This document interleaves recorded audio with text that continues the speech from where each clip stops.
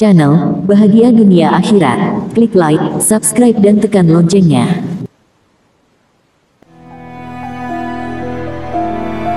Allahumma sholli ala Sayyidina Muhammad wa ala ali Sayyidina Muhammad. Sobat channel Bahagia Dunia Akhirat, kali ini kita akan membahas tentang teladan sikap Rasulullah dalam berdakwah. Sobat channel Bahagia Dunia Akhirat, mari kita simak video ini sampai selesai. Tantangan dakwah yang sangat berat harus dilewati. Nabi Muhammad Shallallahu Alaihi Wasallam. Sejumlah kitab sirah dan tarikh menceritakan betapa sulitnya dakwah beliau dan bagaimana sikap Nabi Muhammad Shallallahu Alaihi Wasallam dalam berdakwah kala itu. Nabi terakhir sepanjang zaman yang diberi mukjizat oleh Allah Subhanahu wa Ta'ala berupa Al-Quran. Beliau ditugaskan Allah Subhanahu wa Ta'ala untuk menyebarkan ajaran Islam yang terdapat dalam kitab suci tersebut agar menjadi pedoman hidup bagi seluruh manusia untuk memperoleh kehidupan akhirat yang baik. Sejak kecil, Nabi Muhammad Shallallahu Alaihi Wasallam telah dijaga oleh Allah Subhanahu wa Ta'ala baik kepribadiannya dan akhlaknya. Dalam buku Nabi Muhammad Shallallahu Alaihi Wasallam menurut numerologi dan astrologi Cina yang ditulis oleh Muharram Hidayatullah, disebutkan bahwa Nabi Muhammad Shallallahu Alaihi Wasallam selalu berbicara dengan sopan dan sabar. Beliau juga merupakan orang yang adil dan bijaksana, tidak pernah mementingkan diri sendiri, dan selalu mencurahkan waktunya untuk umatnya. Dalam berdakwah pun, sikap Nabi Muhammad Shallallahu Alaihi Wasallam sangatlah terpuji. Sikap Nabi Muhammad dalam berdakwah. Yang pertama adalah sabar dan pemaaf. Nabi Muhammad Shallallahu Alaihi Wasallam merupakan manusia paling sabar sepanjang masa. Beliau bahkan mau memaafkan kaumnya agar diampuni oleh Allah Subhanahu wa Ta'ala, bahkan ketika malaikat sudah siap untuk memberi mereka pelajaran dan tinggal menunggu aba-aba Rasulullah Shallallahu Alaihi Wasallam saja. Cerita ini dikutip dari Hayatus Sahabah yang ditulis oleh Syekh Muhammad Yusuf Al-Kandahlawi.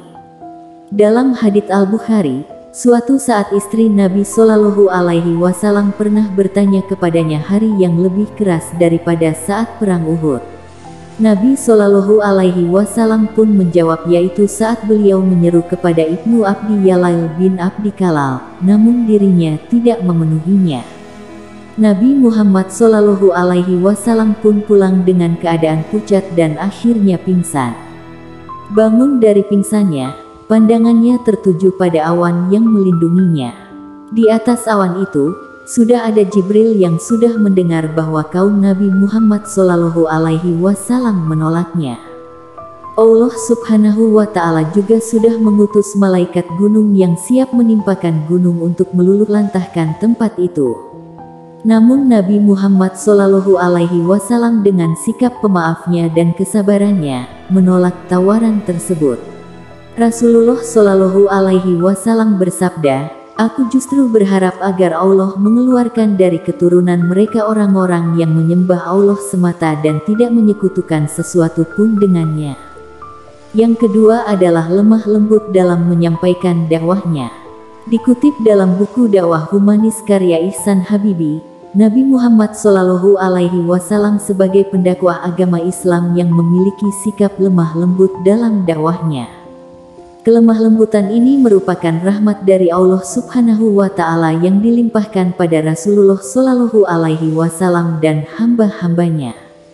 Seperti yang tertera dalam firman Allah Subhanahu wa Ta'ala dalam surah Ali Imran ayat 159, yang artinya, maka disebabkan rahmat dari Allah lah kamu berlaku lemah lembut terhadap mereka.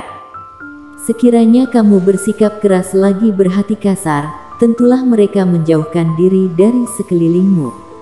Karena itu maafkanlah mereka, mohonkanlah ampun bagi mereka, dan bermusyawarahlah dengan mereka dalam urusan itu.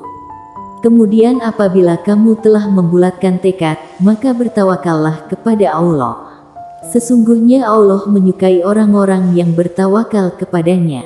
Ibnu Katsir menjelaskan dalam kitab tafsirnya, lemah lembut yang disebutkan dalam ayat di atas merupakan gambaran akhlak Nabi Muhammad Shallallahu Alaihi Wasallam. Ini merupakan pendapat Al-Hasan Al-Basri. Yang ketiga, menyesuaikan cara bicara dengan lawan bicaranya. Dalam buku Bintang Daud di Jazirah Arab, relasi politik Nabi Muhammad dengan Yahudi di Madinah, yang ditulis Khairul Anwar, dijelaskan bahwa Nabi Muhammad SAW memiliki julukan sebagai Al-Amin yang bisa dipercaya. Ketika berkomunikasi, beliau akan menyesuaikan dengan lawan bicaranya. Masyarakat Arab terkadang bersikap moderat dan kadang bersikap keras ketika berkomunikasi dengan Nabi Muhammad SAW. Begitu juga sebaliknya, respons dari Rasulullah SAW juga menyesuaikan dengan masyarakat di sana yang kadang bersikap secara moderat dan terkadang keras. Sedangkan yang keempat adalah tidak pernah memaksakan kehendak. Masih dalam sumber yang sama dikatakan, Nabi Muhammad SAW tidak pernah memaksakan kehendaknya atau ajarannya kepada siapapun. Terdapat beberapa ayat Al-Quran yang melegitimasi sikap Nabi Muhammad SAW dalam berdakwah yang tidak memaksakan kehendak. Salah satunya dalam surah Yunus ayat 99 yang artinya, seandainya Tuhanmu menghendaki, tentulah semua orang di bumi seluruhnya beriman. Apakah engkau, Nabi Muhammad, akan memaksa manusia hingga mereka menjadi orang-orang mukmin? Demikianlah Sobat Channel Bahagia Dunia Akhirat, penjelasan lengkap tentang teladan sikap Rasulullah dalam berdakwah. Semoga penjelasan di video ini bermanfaat dan bisa menjadi wasilah bertambah kuatnya iman dan takwa Sobat Channel Bahagia Dunia Akhirat kepada Allah Subhanahu wa Ta'ala. Wallahu a'lam bishawab. Allahumma sholli ala Sayyidina Muhammad wa ala ali Sayyidina Muhammad. Terima kasih, semoga bermanfaat dan sampai jumpa di video selanjutnya.